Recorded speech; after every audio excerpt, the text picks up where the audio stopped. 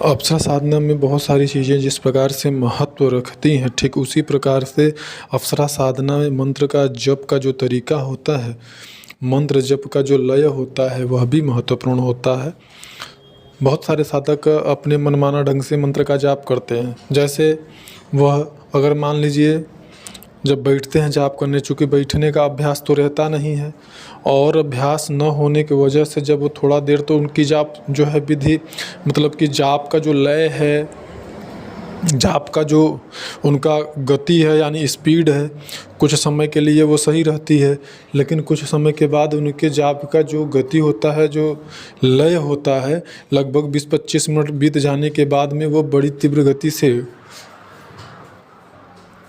जाप करना शुरू कर देते हैं।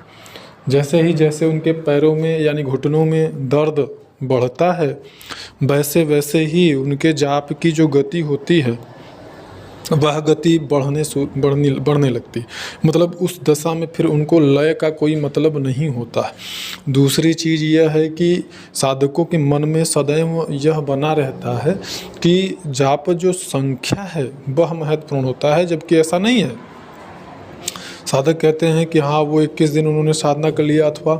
उन्होंने 3 महीना साधना किया, उनको सफलता प्राप्त हो गई और हम भी उतना ही मंत्र जाप किए और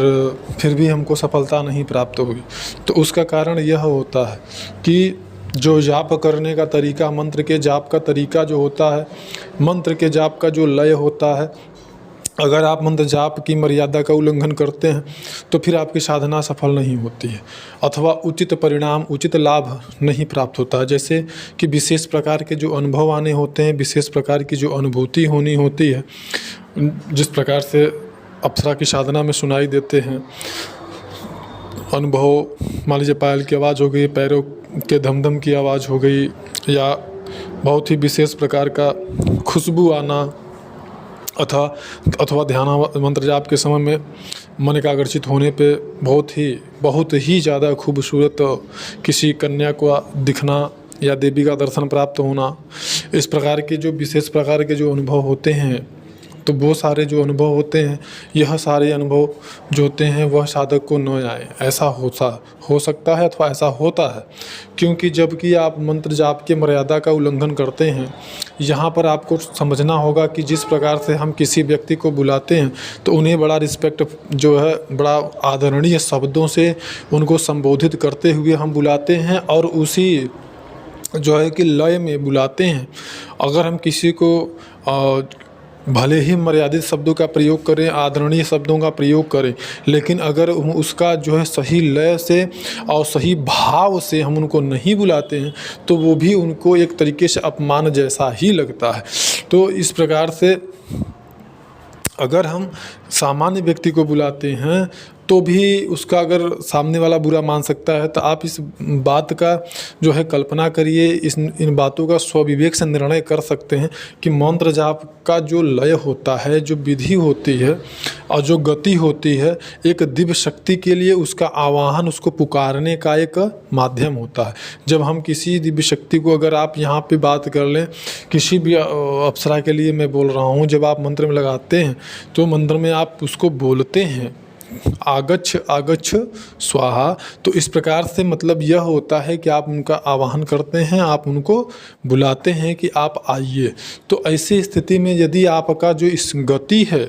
और जो आपका मंत्र का लय है, अगर यह दोनों अगर आपने उचित तरीके से नहीं किया, आपका सिर्फ यह निश्चय ध्येय है, आपका यह लक्ष्य है, जिस प्रकार से आजकल के गुरु अथवा मार्गदर्शक कराते हैं साधनाएं, तो बताते हैं कि हाँ 1.25 लाख मंत्र का जप कर लो, 4.25 लाख का कर लो अथवा 5.25 लाख का कर लो वगैरह वगैरह। तो वो उनका तो बस ये रहता है कि जो साधक ये समझेंगे जानेंगे तो उनको तो बस मन में ये रहेगा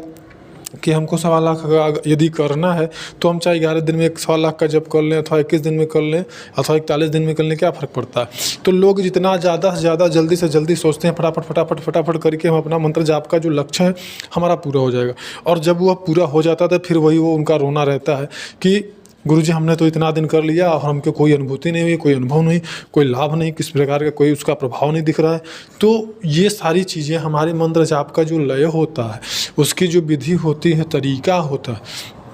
अगर उसके अनुसार हमने नहीं किया तो हमको उसका फल प्राप्त नहीं होता है, और ये परम सत्य है। यह शास्त्रगत बात मैं आपको बता रहा हूँ। तो मंत्र जाप जो होता है वह विशेष महत्वपूर्ण होता है, और हमको उसे अगर हम समझ करके करेंगे, अगर किसी को हम सम्मानपूर्वक जो है शब्दों से बुलाते हैं तो उसका भाव भी होना चाहिए और उसका लय भी होना चाहिए। यह परम आवश्यक है। अगर आप यहाँ गलती कर देते हैं तो ये समझ जाइए कि फिर मुख्य जो माध्यम होता है वो मंत्र जाप ही होता है, और उस जाप का लय और उसका तरीका। तो बेहतर यह होता है कि अगर गुरु मुख से आपको दीक्षा रूप में मंत्र प्राप्त हुआ है और गुरु ने जिस लय और जिस गति से, उसकी जो तीव्रता है, उसका जो वेग, जिस गति से उन्होंने बताया, जिस भाव से उन्होंने बताया हो, उस भाव से, उस गति से यदि आप मंत्र का जाप करते हैं तो ऐसी परिस्थिति में आपको सफलता प्राप्त होती है, और वह उचित फल की आपको प्राप्ति भी होती है, आपको अच्छे अनुभव भी आते हैं, अनुभूति भी होती है, उसका विशेष प्रभाव आपके जीवन में आपको दिनचर्या में दिखने को मिलता है। इस वीडियो में इतना ही, मिलते हैं नेक्स्ट वीडियो में, तब तक के लिए धन्यवाद।